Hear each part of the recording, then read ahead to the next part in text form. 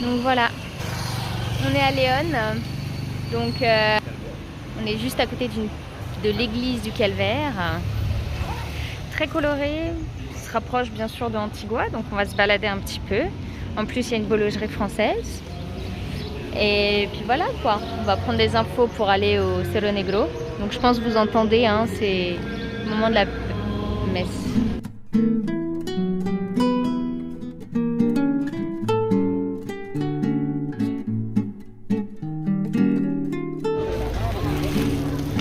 Alors bon, on voit pas très bien, donc nous sommes en face de la cathédrale de Léon. On verra mieux demain, je pense. On va refaire des vidéos demain. Mais regardez comment c'est joli. Elle a l'air très très travaillée.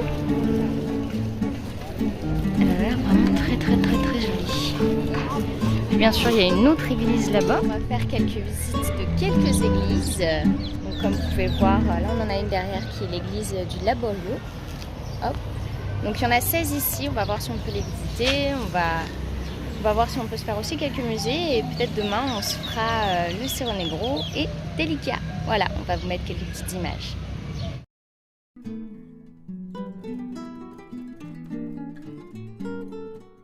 Nous sommes donc au musée des mythes et légendes.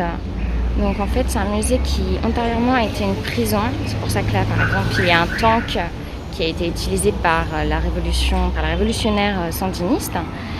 Et donc en fait on peut y trouver déjà des arts pour en tribu, en fait, en reconnaissance et en solidarité des guerrilleros nicaraguayens. Et puis aussi on peut aussi trouver, donc vraiment concernant les légendes, celle-là, donc on va peut-être avoir d'autres explications, mais elle est la plus grande poupée en tout cas du Nicaragua qui est souvent utilisée lors des carnavals. Et lui, à côté, il a la plus grosse tête. Voilà. On va donc commencer les petites salles.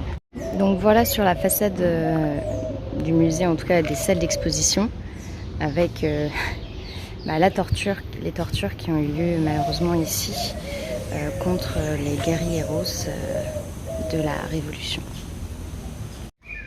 Donc voilà, comme dans toutes les salles de cette prison et de ce musée des histoires et légendes, il y a au mur des dessins de la vie ici, quand la prison est en activité, notamment avec les salles de torture sur les côtés.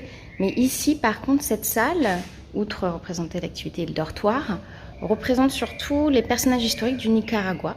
Donc avec le père Mariano Dubón, l'écrivain Rubén Darío, ou encore le représentant qui est le représentant de la culture Léon, et bien sûr Francisco Hernández de Córdoba, le conquistador espagnol, qui maintenant est le nom de la monnaie nicaraguayenne, le Córdoba. Donc voilà ce qui se passait ici durant les années d'activité. Ça c'est la salle de danse traditionnelle.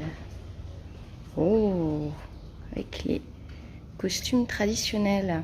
Par exemple, ça là c'était par rapport aux danses de la gigantesque, je ne sais pas vraiment si on dit ça comme ça en traduction, et avec El Enano Cabezo, donc la grosse tête, la petite grosse tête.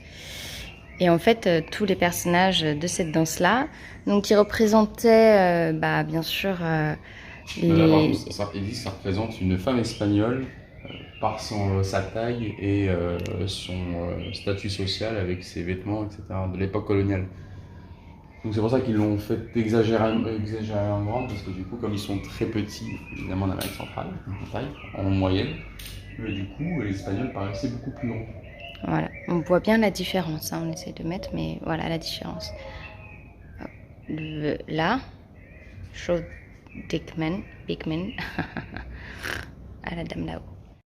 Donc voilà un autre style de danse, los montudos, extravagant outfit en anglais, avec en fait les Espagnols, les conquérants espagnols, avec des jolis vêtements, mais qui en fait sont représentés comme extravagants justement. Aussi d'autres danses, hein, que ce soit pour se moquer des Espagnols et leurs très beaux chevaux, hein, ou pour danser au son du marimba et que ce soit une danse un peu plus respectueuse. Donc on continue. Hein. Voilà, donc on a aussi des légendes, hein, avec bien sûr l'Espagnol qui essaye d'avoir de la part de l'Indienne, de la jeune femme indienne, le trésor nicaraguayen. Elle est bien cachée, hein. Voilà. Et qui, bien sûr, après son fantôme, à elle, cherche les hommes qui trahissent les femmes. Il doit y en avoir quelques-uns. Hein.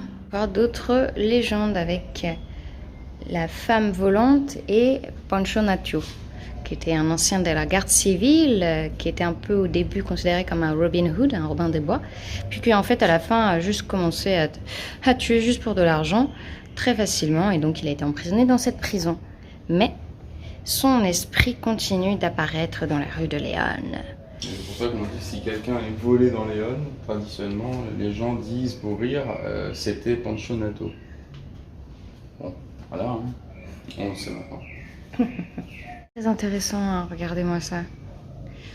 On va voir après quelles sont les légendes, mais je pense qu'il y a quand même un prêtre à la tête coupée, potentiellement la careta nahua, donc les os des nahuatl, et bien sûr le colonel d'ici. Ah, avec un petit nain. Ils sont quand même arrivés ici. L'histoire pour le prêtre à la tête coupée. Donc la légende raconte que c'était un prêtre qui était très gentil et qui défendait les Indiens. Donc du vieux Léon par contre. Et en fait quand il a eu la tête coupée, ça a lancé une malédiction sur le vieux Léon qui a été détruit. Et en fait par la suite il y a eu plein de volcans, d'éruptions là-bas, de tremblements de terre. Et donc c'est pour ça que maintenant la ville a totalement été détruite. Une histoire très très très précise, puisque les Oxcart, ils apparaissent entre minuit et 1h du matin. Et en fait, comme ils ont été intégrés par les Espagnols, ils faisaient peur aux Indiens et ils portaient des charges lourdes, etc. Et en fait, pour les Indiens, les indigènes, ils annonçaient la mort.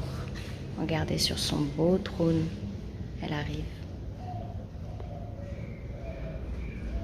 Alors, on a un petit peu le même genre d'histoire, hein, quand même en France. Hein. Donc là, c'est avec l'histoire d'un homme qui voulait devenir riche. De nom, mais il venait de Masaya, donc il s'appelait Filemón Suárez. Et en fait, un jour, il a entendu, si tu veux devenir riche et avoir de l'éternité, du respect, et ne plus connaître la peur, prends 7 petits chats, et ils sont là. Prends 7 petits chats, une bite canette, et monte en haut de la montagne. Donc c'est ce qu'il fait, bien sûr. Après, il dit, mets de l'eau dedans, et puis pouf, voilà, il a eu des petits bonhommes comme ceci. Enfin, on ne voit pas très très bien avec la lumière. Voilà. Il a eu 7 petits bonhommes pour les 7 ans où il est devenu riche, respecté. Et puis bien sûr, après, comme il avait fait un pacte avec le diable, il est mort. Mais voilà, les 7 petits nains. Ils sont vraiment très très précis, hein, dans cette prison. Hein. Voilà, ils limaient et ils arrachaient les dents. Gentillesse incarnée. Hein. Ah, on arrive aux légendes des terreurs. Je vais donc laisser Monsieur Salah raconter un petit peu. Oula, oui. Creepy, hein. On va peut-être pas tout vous raconter, mais bon, j'ai l'impression que c'est pas pour bien faire endormir les enfants, quoi. Hein. Doute bien sûr que cette dame était très gentille, hein, comme d'habitude, hein, la sorcière, la Negra Camila. Elle kidnappait des enfants pour faire des rites. C'est étonnant, on avait vraiment les mêmes, ça. Hein. On va continuer après. Donc voilà, ça fait du bruit. On a dit qu'elle ressemblait à la hyène du roi lion. À vos juges, hein. Mais elle a vraiment une bonne tête. Hein. The Pig Witches. Bon, il est très content. Grab your teeth. Tomate ou teta. On va vous lire, hein. Donc c'était une femme qui était proche de Léon et en fait fille d'un propriétaire et en fait elle est très très très moche. Bon, voilà, elle est bien faite. Hein. Et en fait c'est pour ça qu'elle ne trouvait pas d'enfant, de mari. Donc son père offrait beaucoup d'argent à tout le monde qui voudrait bien se marier avec elle, mais personne ne le voulait. pour différentes raisons, dans différentes villes et différentes rues de la city, elle cherchait en fait un homme. Et donc en fait, ce qu'elle faisait, c'est que quand elle en trouvait un, et qu'elle l'aimait bien, en fait, elle lui mettait son énorme son énorme sang dans la bouche, et elle lui disait bouffe-moi le sang, tiens-moi le sang, tiens-moi le sang, et en fait, elle l'étouffait avec, et en fait, il mourait. Voilà, be careful aux femmes au gros seins. Ou sinon, peut-être un peu plus logique, ayant été violée, elle a perdu son enfant, et donc en fait, elle est devenue totalement folle. Et elle a commencé à tout faire pour trouver son fils, sauf que bien sûr, à la place, elle s'est vengée de tous les hommes. Et comme elle avait perdu son enfant, en fait, elle avait beaucoup de lait, et c'est pour ça que ça lui faisait extrêmement mal, et qu'elle essayait de trouver les personnes, elle disait grab your tip, ou plutôt en espagnol, toma tu teta. De sympa à côté de grab your teeth, toma tu teta. On a bien sûr la fiancée de Tola, qui devait se marier, qui était très amoureuse. En fait, son fiancé s'est fait avoir. Il avait déjà une maîtresse. Et elle l'a gardé, elle l'a rendu sourd. Et donc, en fait, il ne s'est jamais marié. Et elle le cherchait en vain partout dans les rues du Nicaragua. Et puis, dans l'autre sens, nous avons aussi la Taconuda, The Woman in High Heels.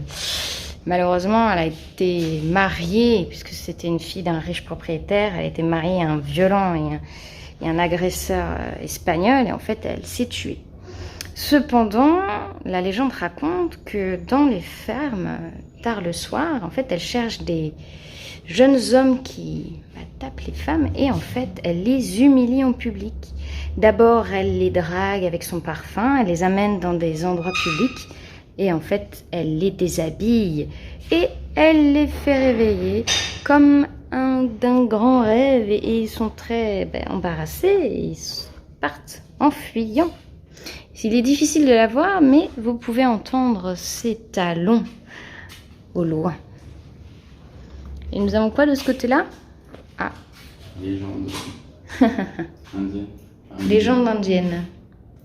Donc celle-ci, c'est beaucoup d'habitude, une jeune femme qui est tombée amoureuse d'un Espagnol qui lui a dit qu'elle l'aimait, bien sûr. Et en fait, il l'a trahi. Et donc elle a commencé à pleurer. Et cela a créé les montagnes de Matagalpa. Nous avons été dernièrement. Et puis bien sûr, là, il y a The Golden Crab, bon, tout écrit en anglais. Regardez-moi ça, ils sont bien faits. En fait, là, on a la chronologie de cette prison qui s'appelle la 21, avec le début et la fin, et puis les différents types de tortures. Sur ces dernières images du musée, on vous dit à la semaine prochaine. Ciao, ciao! Je crois que c'est à peu près les mêmes à Guantanamo.